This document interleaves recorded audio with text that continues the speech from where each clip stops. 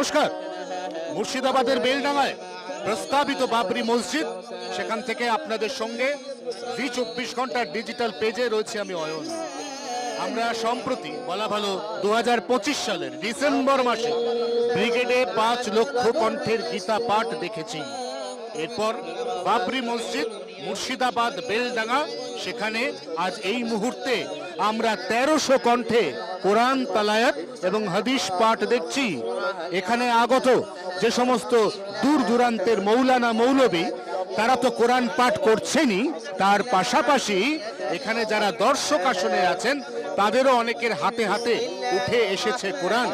আমরা সেই মুহূর্তে দেখতে পাচ্ছি যে মঞ্চের কোরআন পাঠের সঙ্গে তালে তাল মিলিয়ে এই মুহূর্তে দর্শক আসনেও অনেকেই কোরআন এবং হাদিস পাঠ করছেন, কারণ তারা মনে করেন বাবরি মসজিদ, যা তাদের বহুদিনের লালিত একটি স্বপ্নের প্রকল্প, সেই বাবরি মসজিদ তার কাজ শুরু হওয়ার আগে গোটা এলাকার পরিবেশকে পবিত্র করার জন্য কোরআন এবং হাদিস পাঠের প্রয়োজনীয়তা রয়েছে।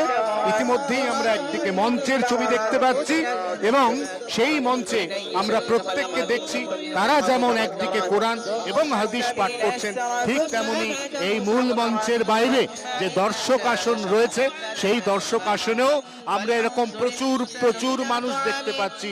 দূরে এমনকি যেখানে বাবরি মসজিদের ইট রাখা রয়েছে সেখানে মাথার ওপর চড়ো এই মুহূর্তে প্রচুর মানুষকে আমরা দেখতে পাচ্ছি, যারা প্রত্যেকে এখানে এসেছেন মূলত এই বাবরি মসজিদের নির্মাণ কাজের যে সূচনা, এই সূচনা দেখতে, এই গোটা ঘটনার সাক্ষী থাকতে। এখানে যথেষ্ট সংখ্যক ধর্মপ্রাণ মুসলমানের ভিড় হয়েছে। আমার ক্যামেরা বন্ধুর মাধ্যমে আমি সেই ছবি দেখাবো, যেখানে আমরা দূর দূরান্তে এমনকি উঁচু জায়গাগুলোতে শুধু সার মানুষের মাথা দেখতে পাচ্ছি।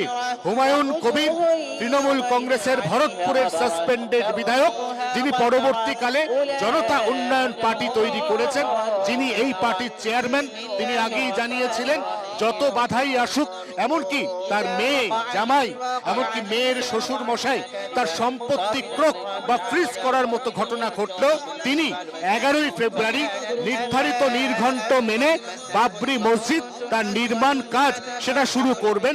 সেই মতো হুমায়ুন কবির সেই কাজ শুরু করেছেন।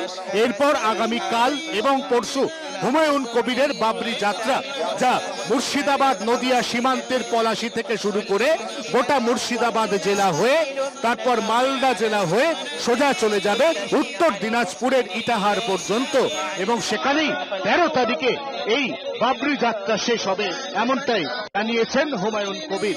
অতএব এই মুহূর্তে বাবরি রাজনীতি, অর্থাৎ একদিকে বাবরি মসজিদ তার 6ই ডিসেম্বর শিলান্যাস হয়েছিল এবং সেই শিলান্যাসের পরে আজকে এই মুহূর্তে 11ই ফেব্রুয়ারি সেই মসজিদের নির্মাণ কাজ শুরু, এবং আরেকদিকে হুমায়ুন কবির তার সমান্তরাল রাজনীতির সমীকরণ। জি 24 ঘন্টার জন্য ক্যামেরায় জয়ন্তর সঙ্গে অয়ন, বেলডাঙ্গা, মুর্শিদাবাদ।